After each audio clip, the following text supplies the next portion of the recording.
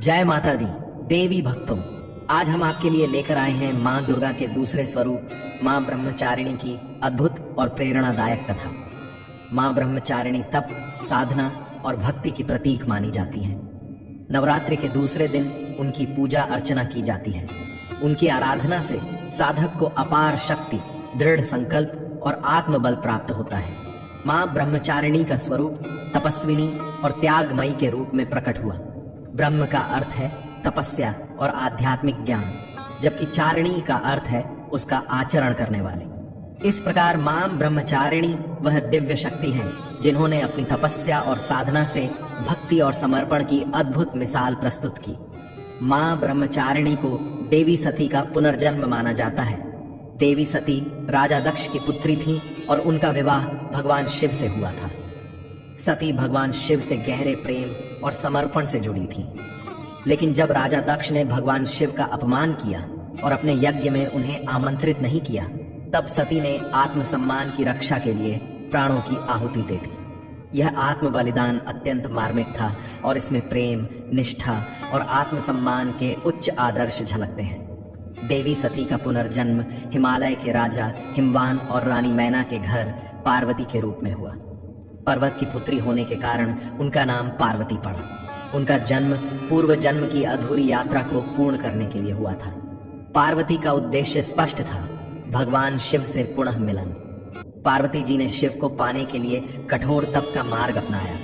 प्रारंभ में वे साधारण जीवन जीते हुए पूजा, ध्यान और साधना करती रहीं। समय बीतने के साथ उन्होंने अपना आहार सीमित कर लिया। पहले वे केवल फल फूल खाती, फिर पत्तियों पर निर्भर हुई और अंततः केवल जल पर जीवन यापन करने लगी। उन्होंने शारीरिक सुख सुविधाओं का त्याग कर दिया और हजारों वर्षों तक भगवान शिव की भक्ति में लीन रही। मां ब्रह्मचारिणी ने अपना संपूर्ण जीवन तप, ध्यान और योग में समर्पित कर दिया। उनकी तपस्या इतनी प्रबल और कठोर थी कि देवताओं तक को अचंभा होने लगा। उन्होंने न केवल अपने शारीरिक कष्टों को सहा, बल्कि अपनी मानसिक और भावनात्मक दृढ़ता से यह सिद्ध कर दिया कि सच्ची भक्ति और निष्ठा से कोई भी कार्य असंभव नहीं है। प्रारंभ में मां ब्रह्मचारिणी केवल फल और फूलों का सेवन करती थी। धीरे धीरे उन्होंने भोजन और जल का भी त्याग कर दिया। अंततः वे केवल वायु और धूप पर ही जीवन यापन करने लगी। उनकी तपस्या इतनी कठिन हो गई कि वे पूरी तरह प्राकृतिक तत्वों पर निर्भर हो गईं। उनका यह त्याग और साधना संपूर्ण ब्रह्मांड में गूंजने लगा। उनके संकल्प और धैर्य की शक्ति से पृथ्वी, आकाश और पाताल तक हिल उठे। ऋषि मुनि, देवता और साधक उनकी तपस्या की गहराई देखकर विस्मित रह गए। उनकी भक्ति इतनी प्रभावशाली थी कि देवताओं ने भी उनसे आशीर्वाद मांगना प्रारंभ कर दिया। मां ब्रह्मचारिणी की कठोर साधना और तपस्विनी जीवन ने भगवान शिव को भी गहराई से प्रभावित कर दिया। मां ब्रह्मचारिणी ने अपने जीवन से यह सिद्ध कर दिया कि यदि किसी लक्ष्य को पाना हो तो तप, त्याग, समर्पण और धैर्य अनिवार्य है। उन्होंने यह संदेश दिया कि चाहे मार्ग कितना भी कठिन क्यों ना हो, यदि मन में सच्ची भक्ति और निष्ठा हो तो सफलता अवश्य प्राप्त होती है। उनकी तपस्या ने यह प्रमाणित किया कि कोई भी असंभव कार्य तप और धैर्य से संभव हो सकता है। उनकी साधना केवल भगवान शिव को पाने के लिए नहीं थी, बल्कि यह संपूर्ण सृष्टि के लिए एक महान संदेश थी।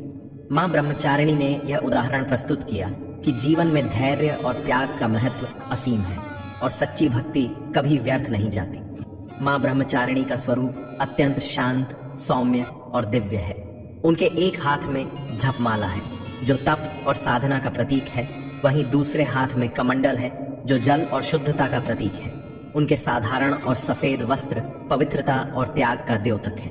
उनका स्वरूप हमें संयम, त्याग और साधना का संदेश देता है। मां ब्रह्मचारिणी की यह कथा केवल भगवान शिव और उनके मिलन की ही नहीं है, बल्कि यह त्याग और साधना की वह अद्भुत गाथा है जिसने संपूर्ण सृष्टि को हिला दिया। उनकी कथा हमें यह सिखाती है कि सच्चे मन से किया गया परिश्रम और भक्ति कभी व्यर्थ नहीं जाती। मां ब्रह्मचारिणी की महिमा अपरंपार है। उनकी आराधना करने से भक्तों को धैर्य, साहस और संयम की प्राप्ति होती है। वे साधकों को जीवन की कठिनाइयों को सहने की शक्ति प्रदान करती हैं और उन्हें सदैव सही मार्ग पर चलने के लिए प्रेरित करती हैं। नवरात्रि का दूसरा दिन मां ब्रह्मचारिणी को समर्पित होता है। इस दिन साधक उनका ध्यान करके अपने जीवन में तप, साधना और आत्म अनुशासन का पालन करने का संकल्प लेते हैं। मां ब्रह्मचारिणी की पूजा विधि अत्यंत सरल और शुद्ध है। पूजा से पहले साधक को अपने मन और शरीर को शुद्ध करना चाहिए। इसके बाद स्वच्छ स्थान पर मां ब्रह्मचारिणी की प्रतिमा या चित्र स्थापित करें।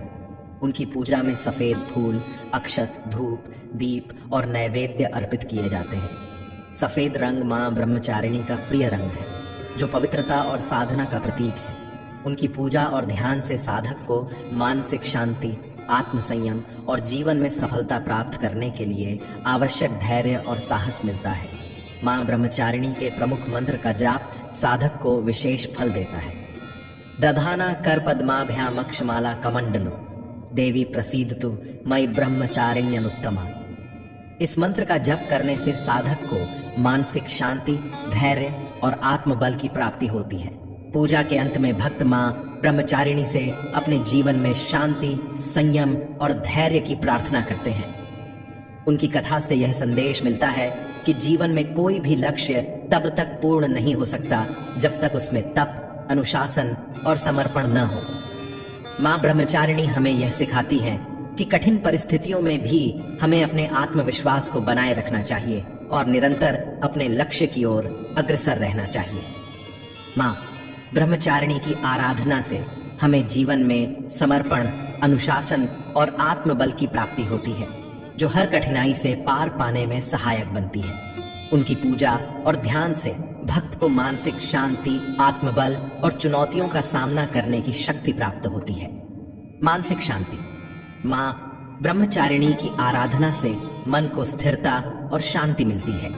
वे अपने भक्तों को चिंता और भय से मुक्त करती हैं, जिससे जीवन की कठिनाइयों का सामना सहजता से किया जा सकता है। आत्मसंयम और धैर्य। उनकी साधना से व्यक्ति में आत्मसंयम और धैर्य का विकास होता है।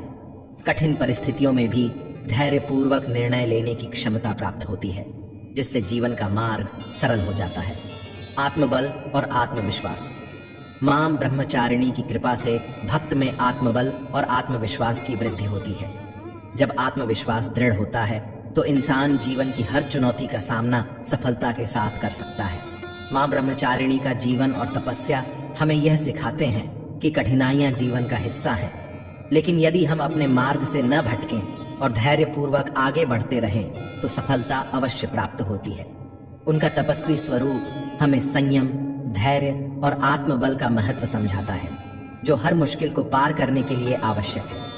वे यह भी संदेश देती हैं कि साधना और तपस्या केवल बाहरी साधनों से नहीं, बल्कि एक आंतरिक यात्रा है। यह यात्रा हमें अपनी भीतरी शक्तियों को पहचानने और उन्हें सही दिशा में प्रयोग करने की प्रेरणा देती है। प्रिय भक्तों, मां ब्रह्मचारिणी की इस कथा से हमें जीवन के अमूल्य सिद्धांत मिलते हैं। धैर्य, तप, आत्मसंयम और समर्पण। यदि हम उनके बताए मार्ग पर चलें और श्रद्धा से उनकी आराधना करें तो जीवन की हर कठिनाई पर विजय पाना संभव हो जाएगा। आज की कथा यहीं पूर्ण होती है। यदि आपको यह प्रसंग प्रेरणादायक लगा हो तो इसे अपने परिवार और मित्रों के साथ अवश्य साझा करें, ताकि वे भी मां ब्रह्मचारिणी की महिमा से प्रेरित हो सकें।